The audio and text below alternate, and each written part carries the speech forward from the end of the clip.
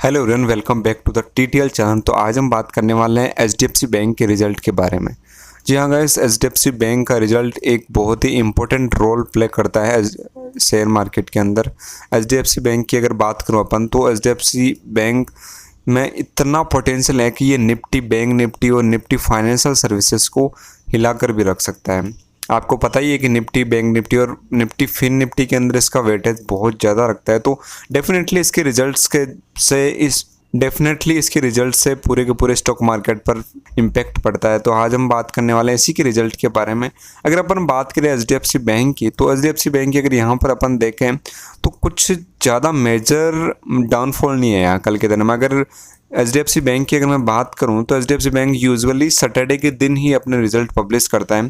तो कल HDFC bank के रिजल्ट्स आ गए थे, और अगर फ्राइडे के मार्केट की अगर बात करें तो यहाँ पर 0.61% की हमें गिरावट देखने को मिली, जो कि लगता नहीं है कि रिजल्ट का इम्पैक्ट है। ऑब्वियसली अब इसका जो रिजल्ट का इम्पैक्ट पड़ने वाला है वो मंडे को ही पड़ेगा। तो हम देखते हैं कि मंडे को शेयर्स के अंदर क्या क्या इम्पैक्ट पड़ते हैं। तो चलते हैं हम अपन इसके रिजल्ट के बारे में कि रिजल्ट में क्या क्या रहा। तो सबसे पहले बात कर लेते हैं इसके जो क्वार्टरली रिजल्ट आ रहे हैं उसके बारे में। अभी एक बहुत ज़्यादा न्यूज़ वायरल हो रही है कि एचडीएफसी बैंक ने ईयर ऑन ईयर जो ग्रोथ देखने को मिली है वो मिली है 45% के समथिंग। इसका रीज़न भी हमें देखने का मिलेगा कि क्यों ये 45% की जो ग्रोथ बता रहे हैं न्यूज़ चैनल, न्यूज़ मीडिया वगैरह जितने भी सब कुछ है, उसके पीछे रीज़न क्या है। क्या वाकई में एचडीएफसी बैंक के रिजल्ट में 45% की ग्रोथ देखने को मिली है, ये अपन डिस्कस करते हैं। तो सबसे पहले बात कर लेते हैं। यहाँ पर देखो तो एचडीएफसी बैंक दिखा दे रहा है आपको, वी अंडरस्टैंड योर वर्ल्ड, ये हमने पीडीएफ वगैरह खोल रखी है। यहाँ पर क्वार्टर एंडेड की बात हो गई है। तो अभी जो बात करने वाले हैं इसकी अपन बात नहीं करने वाले, इस वाली जो स्लाइड है इसको अपन यहाँ से काट देंगे। इसका रीज़न क्या है वो मैं अभी बताता हूँ आपको। अगर अपन यहाँ पर देखें तो यहाँ पर जो हमें प्रॉफिट देखने को मिल रहा है वो कितना कितना परसेंटेज मिल रहा है। मैंने इस चीज़ को पहले काट दिया। इसको काटने का रीज़न क्या था कि जो 36/2023, आपको पता ही होगा कि एक साल पहले एचडीएफसी बैंक और एचडीएफसी लिमिटेड ये दोनों अलग अलग कंपनियाँ हुआ करती थी, लेकिन बाद में जो मैनेजमेंट है उन्होंने दोनों कंपनियों का मर्जर कर दिया और अब एचडीएफसी बैंक और एचडीएफसी लिमिटेड दोनों एक ही कंपनी हो गई है। इस वजह से इसका कंपेरिजन यहाँ पर इन दोनों से करना बहुत ही डिफिकल्ट है, कोई सेंस नहीं है इस बात का। अगर पिछले क्वार्टर का अगर प्रॉफिट की बात करें अपन, तो वो था 71,472 करोड़, और इस क्वार्टर की अगर बात करें तो वो है 73,033। तो काफ़ी अच्छी हमें ग्रोथ देखने को मिली, ये 1,500 करोड़ के समथिंग। और अगर इतनी बड़ी बड़ी कंपनीज होती है तो उसके अंदर ये प्रॉफिट वगैरह इन चीज़ों को बढ़ाना थोड़ा डिफ़िकल्ट हो जाता है, और इन सब चीज़ों की स्टडी करना भी थोड़ा हार्ड पड़ता है। मैं इसका रीज़न जो है वो थोड़ा आगे बताऊंगा कि क्यों हार्ड पड़ता है। यहाँ पर अपन देखें तो एचडीएफसी बैंक का हमने देख लिया कि जो इंटरेस्ट अर्न किया हुआ है 71,000 पिछले क्वार्टर में, और इस क्वार्टर में था वो 73,000 था। अगर टोटल इनकम की अगर मैं बात करूँ तो वो है पिछले क्वार्टर में थी 89,639 करोड़, और इस क्वार्टर की अगर मैं बात करूँ तो वो है 83,701। यानी कि देखें तो 6-7 हज़ार करोड़ का डाउनफॉल हमें देखने को मिल रहा है। अभी जो ग्रोथ देखने को मिली थी हमें कि ईयर ऑन ईयर 45% की ग्रोथ थी। आप खुद ही डाटा देखकर बता दें। यहाँ पर देखो 48,586 करोड़ है। अभी अगर कोई भी कंपनी बहुत बड़ी बन जाती है, लार्ज स्केल पे बन जाती है, तो 1,000-2,000 कमाना भी बहुत ज़्यादा मेहनत का टाइम लगता है। अगर मान लो कि आपको, मैंने पहले कहा था, अगर आप 1 से 70% ला रहे हो तो आपको जितनी मेहनत लगेगी जितनी 70 से 75 में लगेगी, और 70-75 से फिर 90 में ज़्यादा मेहनत लगेगी, फिर 90 से 95 करने में आपको बहुत मेहनत लगेगी। ठीक उसी प्रकार यहाँ पर देखें तो 48,000 का प्रॉफिट था, उसके बाद में 73,000, यानी कि जो 25,000 करोड़ का प्रॉफिट दिखा रहे हैं वो यार कोई हलवा थोड़ी है। आराम से इतना जल्दी कोई ऐसे कैसे प्रॉफिट आ सकता है इतना ज़्यादा। टोटल इनकम की हमने बात कर ही ली। अब बात करते हैं अपन नीचे जो एक्सपेंस की है कि टोटल कितना एक्सपेंस हुआ। तो नीचे चलते हैं अपन, टोटल एक्सपेंडिचर्स की बात करें तो वो रहा यहाँ पर देखें तो 60,364 करोड़, यहाँ पर देखें तो 59,816 करोड़।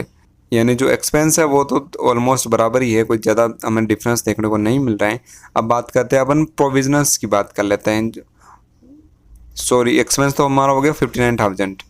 अब बात करते हैं इसकी जो टोटल प्रॉफिट में रहा है या फिर लॉस में रही कंपनी। तो ऑब्वियसली बात है कंपनी प्रॉफिट में ही है अभी काफ़ी दिनों से। अगर अपन इनकम माइनस अगर एक्सपेंस करते हैं तो वो जो आता है वो आता है हमारा प्रॉफिट। तो इनकम में 73,000 करोड़ के समथिंग, अगर एक्सपेंस को घटा दिया तो आ रहा है 23,884 करोड़, जो कि अगर पिछले क्वार्टर की बात करें तो पिछले क्वार्टर से स्लाइटली कम है। लेकिन ये हमारा नेट इनकम नहीं है, नेट प्रॉफिट नहीं है। नीचे अगर बात करते हैं इसके प्रोविजंस की, तो अगर प्रोविजंस की देखें तो यहाँ पिछली बार था वो था 13,511 करोड़ का, और इस बार है 2,602 करोड़। तो जो नेट प्रॉफिट है वो भी थोड़ा सा बढ़ गया है, 15,762 करोड़, और यहाँ पर देखें तो 21,282 करोड़। अगर बात करें नोट टैक्स एक्सपेंस की बात करें तो वो है 51,007 करोड़, और यहाँ पर देखें तो माइनस में 749 करोड़। तो जो नेट प्रॉफिट आ रहा है वो है पॉइंट नंबर 14 का समथिंग, सॉरी हाँ पॉइंट नंबर 14 है। ये है हमारा नेट इनकम। यहाँ पर देखें तो 60,511 करोड़, और यहाँ पर देखें तो इस क्वार्टर में बात करें तो 60,174 करोड़। अगर बात करें तो हमें 300 करोड़ के समथिंग, कुछ 324 करोड़ के समथिंग हमें लॉस देखने को मिल रहा है। फिर लॉस तो नहीं, अगर 324 करोड़ का हमें डाउनफॉल देखने को मिल रहा है इस क्वार्टर के अंदर। अब बात करते हैं इसके ईपीएस वगैरह की, कंपनीज को क्या क्या कितना प्रॉफिट हो रहा है पर अर्निंग सर के ऊपर। तो नीचे अपन चलते हैं, तो यहाँ पर देखें तो जो बेसिक ईपीएस है वो है यहाँ पर पिछले क्वार्टर में था 21.74, और इस बार की बात करें तो वह 21.28, क्योंकि प्रॉफिट में हमें थोड़ी सी गिरावट देखने को मिली, तो ईपीएस में भी हमें स्लाइटली गिरावट देखने को मिल रही है। मैंने पहले कहा था कि कंपनी जैसे जैसे बड़ी हो जाती है उसे ऑपरेट करना और उसके प्रॉफिट्स को बढ़ाना तो बहुत ही ज़्यादा मुश्किल काम हो जाता है। अगर आप कंपनीज का शेयर की भी बात करते हैं तो पिछले 1-1.5 सालों से शेयर मार्केट में मतलब कि जो निफ्टी 50 और बैंक निफ्टी है वो काफ़ी बढ़ा, लेकिन एचडीएफसी बैंक का शेयर की बात करें तो वो ऑलमोस्ट उसी रेंज के अंदर फंसा रहा। आप एक बार कंपनी का बिजनेस समझो ना, बिजनेस के कंपनी के रिजल्ट से पता चल जाता है यार। देखो कंपनी के रिजल्ट में कंपनी में कुछ आ ही नहीं रहा है, एकदम साइडवेज टाइप में है, तो फिर वो चार्ट भी साइडवेज ही रहेगा। अब बात कर लेते हैं अपन नीचे कि सेगमेंट वाइज कितना क्या प्रॉफिट रहा। लेकिन सेगमेंट वाइज प्रॉफिट की बात करने से पहले यहाँ पर अपन थोड़ा सा एनपीए को डिस्कस कर लेते हैं कि तो यहाँ पर देखें तो पिछली बार 1.24 और यहाँ पर देखें तो 1.33, और अगर अपन बात करें रिटर्न ऑन नेट, तो यहाँ पर बात करें तो अपन ग्रोस एनपी रहा वो पिछली बार 1.24%, इस बार 1.33%। यहाँ पर अगर बात करें तो ग्रोस एनपीए में थोड़ा सा हमें बढ़ावट देखने को मिली। अगर नेट एनपीए की बात कर लेते हैं तो वो था यहाँ पर 0.33%, और इस बार बात करें तो 0.39%। अगर एनपीए बढ़ता है तो जो प्रोविजंस है वो बढ़ेंगे, और प्रोविजंस बढ़ने की वजह से जो टोटल प्रॉफिट है वो नीचे आ जाएगा। तो ये थोड़ा सा यहाँ पर भी देखें तो थोड़ा माइनस पॉइंट है। अब बात कर लेते हैं अपन सेगमेंट वाइज कि सेगमेंट वाइज क्या क्या प्रॉफिट्स रहे। तो यहाँ पर नीचे चलते हैं, तो यहाँ पर हमें कंपनीज के जो सेगमेंट वाइज प्रॉफिट्स या रेवेन्यूज़ की बात करें तो जो सबसे बड़ा प्रॉफिट आता है या फिर जो रेवेन्यू आता है एचडीएफसी बैंक का, वो आता है डिजिटल बैंकिंग से। वो कितना आता है अगर बात करें पिछले क्वार्टर की तो वो था 65,065 करोड़, और यहाँ पर इस बार की बात करें तो वह 68,054 करोड़। यही अगर डिजिटल बैंकिंग ही यहाँ पर एचडीएफसी बैंक का सबसे बड़ा रेवेन्यू का सोर्स है। अगर इसमें कुछ गड़बड़ होती है तो एचडीएफसी बैंक के रिजल्ट में सबसे मेजर फर्क पड़ता है। यहाँ पर देखें तो हमें 3,000 करोड़ के समथिंग डाउनफॉल देखने को मिला अगर सेगमेंट वाइज रेवेन्यू की अपन बात करते हैं। तो अब बात करते हैं नीचे की, अब सीएसए की बात कर लेते हैं अपन। एक इम्पोर्टेंट टॉपिक है वो भी कि सीएसए के अंदर क्या क्या रहा। तो एक इम्पोर्टेंट बात करते हैं कि अपन सीएसए के अंदर क्या था। सीएसए क्या होता है बेसिकली? सीएसए होता है, या सीएसए में सी का मतलब होता है करंट अकाउंट, और एस का मतलब होता है सेविंग, और ए का मतलब होता है अकाउंट, यानी current account saving account ratio. ये बेसिकली क्या होता है? करंट अकाउंट का सा रेशो मतलब होता है कि आप जितना, अगर बात करें करंट अकाउंट में जो हमें नेट इंटरेस्ट मिलता है वो मिलता है 0। सेविंग अकाउंट में बात करें तो 2 से 2.4%, 5%, ये बस 2-2.5% से ज़्यादा नहीं मिलता।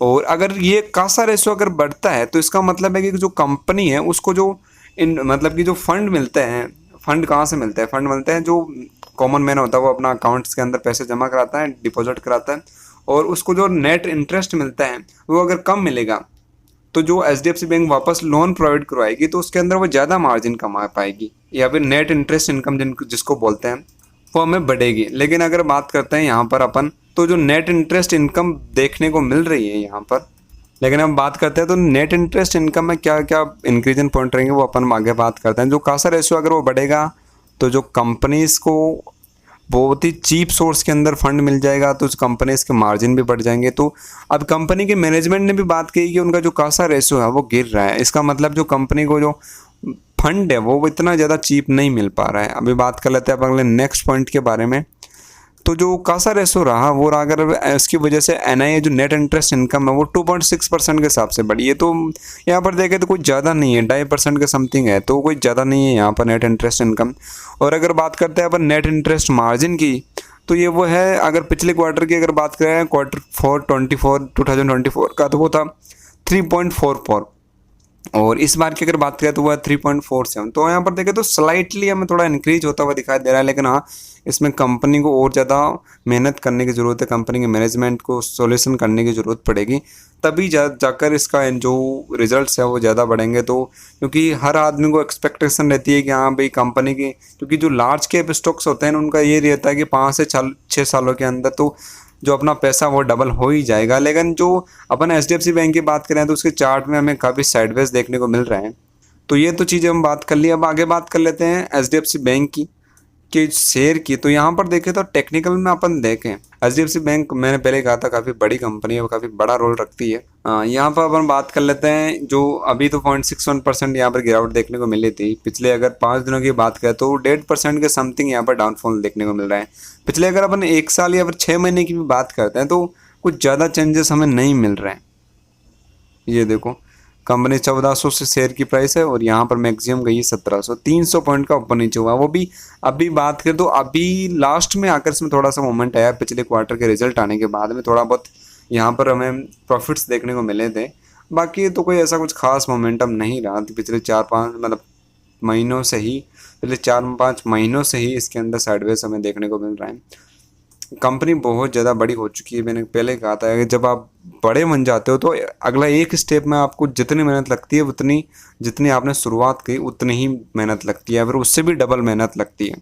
तो अभी मंडे को देखते हैं कि मंडे को एचडीएफसी बैंक के अंदर क्या रिजल्ट रहता है, फिर क्या इम्पैक्ट पड़ता है उसके शेयर पर। That's all for